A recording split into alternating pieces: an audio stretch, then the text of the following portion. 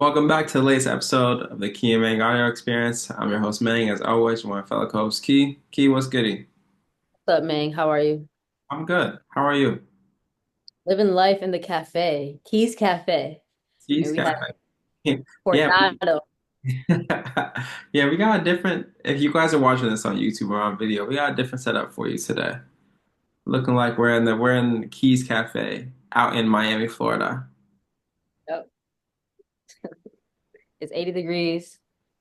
No hot coffees today, just iced. Come on by. I just got back from Hawaii where it was also like 80 degrees. Lots of shaved ice. Um, Walking around on like the Waikiki. We had a good time. It was a good time. Nice to like here in LA, it's cold in the nighttime. Over there, at nighttime, you're just chilling. Like it's like 75 below, and you're like, all right, this is cool. That's nice. What's the low in LA? The first time, well, the only time I went to LA, it was so hot during the day, and then it got like 60 degrees in the evening. It wasn't bad. I Yeah, liked it. maybe yeah. The low today is gonna be like 48. Oh, but this was also in the summer. Never mind. Yeah, so I was like, in the summertime, it's like that, but in the wintertime, it's been cold. And I used to be like, what do you mean it's cold? And it gets cold in LA, being from Alaska, but I see what they mean now. What last thing before we get into the topic? The weather in San Francisco is colder than LA. I think so. I think it's typically like more windy. Yeah, somebody was telling me. I'm like, no, San Francisco has nice weather. They're like, it's nice, but it gets colder than other parts of Cali because I it's by think the so. mountain. Something I, like that. I think so, yeah. I think that's accurate. Oh, I didn't know. I was arguing about something I didn't even know. I was like, no way. But yeah. Yeah, What are we talking about? you just gotta make your way out to the West Coast. Seems like a little more. More my vibe. Yeah, you gotta come see if it's your vibe. But what are we talking about today?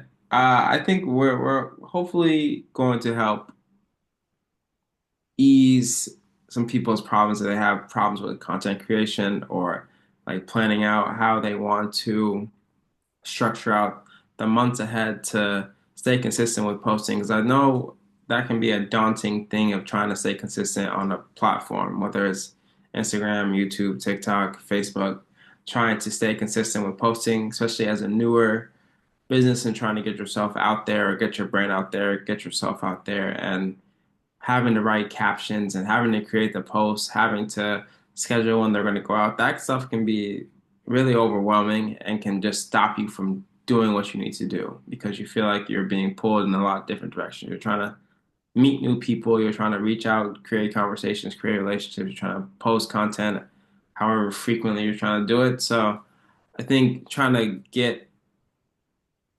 take off one of the big hurdles or big roadblocks, I think is what we're going to do with today's episode by utilizing AI to help plan out your months or your year to make your life a little easier. So I got put onto this by one of my coaches, Paul. I was like, look, I want to gain some more traction. I want to, gain some more clientele in the NLP platform, or at least put them into my world and know who I am and what I do. And he was like, all right, I'm gonna tell you what to write into chat, and we're gonna have it be you. Like it's gonna think like you think. And I was like, okay. So he gave me a list of questions. I'm gonna pull them up and read them, see out one by one. But I think you can utilize these to like create a. I created a 7 month calendar for the year of 2025 just to help me stay on track. Um, but it's like really helpful for me to just one get clear on what I'm like looking for, what I wanna put out there, and how do I like make sure my messaging is on point. So let's see. I think like when it was all said and done, we divided it up into four like strategies: collaboration, um, podcasts, and like what's the last one? and like Instagram posts. So once I went through each of the, hold on, Kia. All right, we're gonna just go back to, I'm gonna share my screen and make it a little easier. So if you're listening to this on the audio version, check this out on YouTube because I think it'll be helpful. But utilizing chat to make your like easier for you to batch a lot of content together. So I was on Threads looking through, randomly looking on Threads. I don't know what Threads is too much. I'm not too familiar with it, but I just happened to be on it. And I was looking at someone was like a marketer. It was like someone in marketing is like, this is how you use ChatGPT to like batch out and make good posts that are get people thinking. I was like, all right, let me try it. So I prompted with first starting, you are a top social media strategist. Identify one burning problem in basketball athletes that everyone struggles with. Explain why it matters. And then it goes ahead. I wanted to prompt it to think like a social media manager, social media strategist. That was the first thing. So it's in that mindset. And then I wanted to identify one problem for basketball athletes that everyone has trouble with. And so this is what it comes down with to hard time with training, recovery, and studying the game. And I was like, okay. So that's gives me an idea of what people are struggling with. But then I take it a step further and then ask it to explore this problem from five unexpected perspectives. For each, create a provocative headline in a you're doing it wrong style.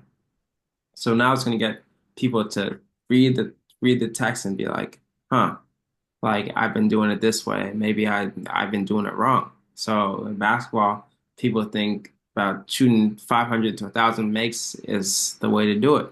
And it's like, all right, hold on, you're doing that wrong. You shouldn't do it that way. And it just has you thinking about giving you another way to think about a potential solution. And then from those five, then I had it create three subtopics that reveal non-obvious aspects of the problem. I want each one to have the reader thinking, wow, I never thought about that. So now I'm having them think about another solution, another potential solution, and just trying to give game into the post. So then it breaks it down into three subtopics. Why? So you think more reps equals more progress, you're doing it wrong, and then three subtopics going that way for each of the five original topics. And then for each subtopic, you're going to create one educational post, one controversial opinion post, and one case study and using this formula, unexpected hook, insight, and practical application. So it delivers that to all five of those topics or all 15 of those topics. And now we got a hook, insight, and practical application for each of those topics that are going to get people to sit and watch and slide through or watch the video because it's something relevant to the one problem that they were having, that chat deems that they were having in terms of what they're seeing in the basketball space. It doesn't have to be just the basketball. It could be to training. It could be to nutrition. It could be to um, teaching material online. Like you can kind of take it anywhere. And then once you're done, I asked it to for topic number one, what would be the best way to create a post to allow for engagement and time be spent on an Instagram post? And then it's like it decided that carousel was the best course of action and it tells me why. And then I had it create a 7 slide carousel idea for that first subtopic. And then I'm like, all right, cool. So then it gave me the kind of the bullet points to put into the into the carousel. I'm like, all right, can you just make the carousel? So I had a prompt and that gives me like templates that I can then click. I can choose between either of the templates and I can use the bullet points up above and just plug and play into the templates. And I can download from Canva because now Canva and Chat are integrated. So you can use the two together to make your captions and use your make your captions, make your posts, make your videos, whatever your formatting is, but you can then now integrate the two together. So you're using chat and you're using Canva at the same time, and then you have your post all set up for the month or however long you put it out. And then you can also have it create the captions for each of the posts that you make. So you'd be like, all right, make a caption for let's scroll up a little bit. Like if I'm on number five, educational post, the NBA's best shooter uses 10-second confidence hack. I'm like, all right, using this hook, insight, and practical application, make a caption that's going to get the reader to engage or comment or whatever, interact with the post, share to their story, comment, whatever routine, whatever emoji or comment, whatever I want them to interact with. And I can kind of just nurture an audience that way by having content already made that's speaking directly to the audience that I'm trying to talk to and just make my voice known and have my face be known, have the brand be recognized without having to spend hours and hours and hours and hours creating content, creating outlines, creating captions. It's all done. This took probably like 10 minutes to create this whole thing. And then I just gotta do it. I don't want to overwhelm it, so I just have it do it one by one in terms of the captions and in terms of the slide decks. But it gets done. I think it's a very helpful way to start to make content and shave a lot of time off so you can focus on what you really need to focus on, whether that's building relationships, whether that's talking to people, doing what you do best, having time to focus on their craft and not have it be staring behind the computer screen and focusing, work, figuring out what caption you're going to put out next or what post you're going to put out next. Now it's already done for you. So that's how I've been using chat AI to make some more posts, and it's made it a lot easier to be consistent on Instagram and put out better content, I feel like. Now, you do have to proofread some of this stuff because some of the stuff that it does come up with is like, I don't necessarily agree with, so I ain't gonna put it out there if I don't agree with it. There was something about one of these had like foam rolling in there. I'm like, nah, we ain't finna put that in there. So, you gotta proofread, but make sure it's the messaging that you want to come across, but it can streamline a lot of your heavy lifting for you, which I think is awesome. I was gonna, that leads me to the question that I was gonna ask actually. How much of this are you editing? Like it gives you the ideas, which I think chat is great for, but sometimes in my experience with it, sometimes it won't sound like me. So how do you go about getting it to sound like you? How much do you edit it? And do you just use this as like um a way to get ideas and then go from there? Like how do you go about creating the actual post? Yeah, it's typically like that. I use it to get the ideas and then I'll go ahead and write the caption or I'll write the like what I wanted to say and then I'll be like, all right, make this readable for a 14-year-old or make this so it has all the essence of what I wanted to say. But the way chat might come up with a caption, I'm like, that does not sound like me at all. So I want it to be authentic to me. I want it to sound like me. So I will go in and edit things that I will make sure that I would actually say, I would actually recommend. Like there was something in here like yeah, this 10-minute recovery hack and talk about lymphatic drainage and foam rolling and deep breathing. I was like, nah, I ain't gonna we ain't gonna talk about lymphatic drainage. Um so I'll change that post will be changed and I'll change that up. But you do have to proofread it because I think it does take like some of the old like rice and those kind of things. You do got to make sure it's up to date and utilizing up to date research and things like that. But I will go ahead and make sure that it does sound like me. I'm not just gonna take this and post it and just hope it hits. Like I want it to sound like me, so it will sound like me. So if you're using this strategy, make sure that it sounds like you and it doesn't sound like it's like coming from the AI because people can see right through that. This is just a way to like just create a lot of content, but also you got to then take the time to go through it and make sure that it's you and you feel comfortable with whatever with everything that you're putting out. Right. I agree. I think that's probably the biggest takeaway with using AI because it's so popular now that most people are using it and as they should. But I think because everybody is using it, you still want to have a way to make yourself stand out. You don't want to be using the same words that come from ChatGPT that's in everybody's post. So I think taking the ideas and then kind of writing it as your own. The thing that I do is like I'll take ChatGPT's ideas and then dictate my thoughts on it to my phone and then put it back into ChatGPT so it has my words. And then the more you feed it, the more it starts to sound like you. Hmm. Um, because that's a lot of like people who are against AI. Um, that's their complaint. Like, oh, it takes away the originality or the authenticity of it. So I think if can just use it as a starting point and then build off of it, like AI will always be helpful and it won't really um be seen as a negative. I think it's also nice to see how chat might word something and be like, all right, I never thought of putting it like that. Maybe for the next time, you might consider utilizing some of the language that it uses in your captions or in your posts or whatever the case may be. So I do think it gives you more ideas of how to communicate more effectively to the people that you're trying to talk to. Also, I don't know if you do this, Mang, but you can use it to repurpose for different forms of content. Like take that same idea you just had and then turn it into a blog, turn it into a newsletter, and it'll give you the entire format. So I think once you have one post, then you can just use ChatGPT for all the others because it's just gonna build based on what you gave it. Hmm.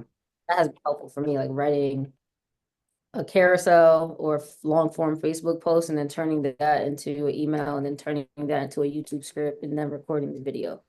So it just causes like a domino cycle. Hmm. I love chat.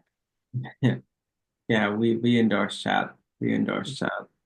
And like I said, I think I mentioned this at the beginning. I use this for like planning out the first 7 months into collaboration, into podcast outlines. So the plan is to have a podcast twice, 2 times a month, posting 5 times a day, just to get like touch points out there and a long form content 1 time a week. And so that's my grind for the next 4, 5, 6, 7 months. Just trying to stay consistent. I think this is another thing I would say if you're going to go through a strategy like this, try and just block off a couple hours in one day to spend just knocking all this stuff out. Like you don't want to be, I don't think it's efficient to be doing a little bit Monday, Tuesday, Wednesday, and then you post it for the next week. Like you just gonna spend a couple hours to research and plan and figure out when you're going to post things on one day so then you can just create it all and then all you got to do is posts, and that's it. So that's what my goal this weekend is, just to make these posts, and then I'm just gonna create captions and schedule and post them out, and then record videos on another day for the podcasts and for my long form content, and then use Opus Clip, another AI, to to break those long form contents up into 30 to 60 second reels. So now I have content for like a long time. Yep. I use Opus too. You know what I realized about Opus that I was debating if I wanted to re-up the subscription because I think they point out good things, like good segments from your video, but sometimes I want it further back from where they started it or a little Mhm. bit more into it. So I always have to edit the videos. Yeah. But I think that's a good starting point too, as opposed to you watching your hour long video. At least it gives you like the timestamps of when you have like important points and then you can just cut it up yourself. Hmm. Opus is helpful. I Hmm. just perfect. But Yeah. I think there's a like I, I'm curious to know how they pick their points. 'Cause I've come into the same thing as well. Or like it'll give me one like piece of the clip at the top and then another piece of the clip at the bottom. I'm like, I want the whole thing. it'll be rated differently. Yeah, exactly. I think it'll get better. Yeah, no, for sure. For sure. But yeah, that's our AI cheat code. I know, Key, you wanted to mention one more. Oh, so I've been doing a lot more videos for YouTube, like long form videos. And the way I go about it is similar to how you what you just described with getting the ideas from chat about a specific topic after it knows your ideal audience and all that stuff. And then I'll write a long form and then I will turn that into a YouTube video. And then after the YouTube video, I upload the YouTube video and then I use something called It's a Google Chrome extension, so you can't use Safari like Mang was using. But it's called Note GPT. And basically what you can do is it'll transcribe your video for you and it'll give you a summary. And then what I do from there is I'll take the video transcription, put it back into chat, and then tell them to give me a SEO optimized title for YouTube, a SEO optimized description, YouTube tags based on this transcription. You insert it, it'll give you everything. And then I also ask it for thumbnail ideas. So on YouTube, the thumbnail, you don't want the thumbnail to have the same exact words as the title. You want it to be a little bit different. So it kind of gives you keywords to use for the thumbnail. And then after that, I have it create an Facebook post and an email to send to my audience, and then also post it to Facebook to direct them back to the YouTube video, like a short summary that doesn't give the information away, it just teases the video. And then I will take that transcription and also put it as a blog. So Note GPT is the cheat code for that because it gives you the exact transcription for your video and the timestamps. So you really have everything there. So with what Ming shared and then the Note GPT, you can have content for days, whether it's video content, blogs, podcast, really whatever. Yeah. Note G No GPT, Opus Clip, ChatGPT. Um, AI is here. AI is new. AI is taking over the world, it seems like, but it doesn't have to be overwhelming. Just stick with a couple that you don't need all the different AIs. There's lots of different AIs, but utilize a few, get comfortable with them, watch YouTube videos on how to use them. Threads was helpful for me with figuring out how to utilize chat a little more efficiently and sound a little more like me.